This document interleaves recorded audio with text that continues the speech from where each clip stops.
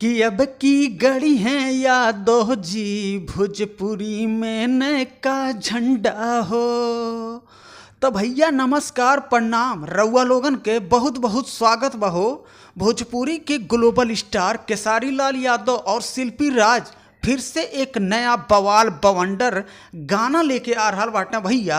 और वही गाना के जानकारी आप कहे छोटका भैया देवे खातिर आयल बा आप सबके लिए।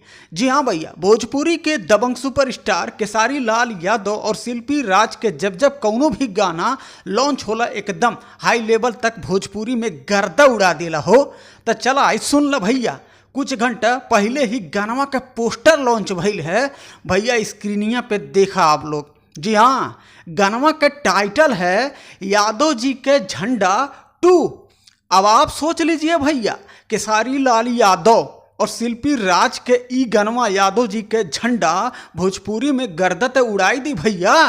काहे से गनवा का टाइटल है यादव जी के झंडा 2।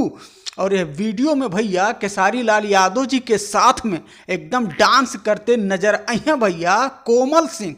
यह वीडियो के डायरेक्टर और कोरियोग्राफर हैं भैया लक्की विश्वकर्मा जी, और म्यूजिक डायरेक्टर हैं विनय विनायका जी। और इस गाने के भैया राइटर हैं उन्हें कृष्णा बेदर्दी जी। और कृष्णा बेदर्दी जी जब भी केसारी लाल यादव जी के लिए गाना लिखते हैं तो भैया भोजपुरी एकदम दंग रह जाता है। जी हाँ, तो भैया दिल थाम के बैठिए क्योंकि बहुत ही जल्द आप सभी के बीच में इस गाने को लॉन्च किया जाएगा।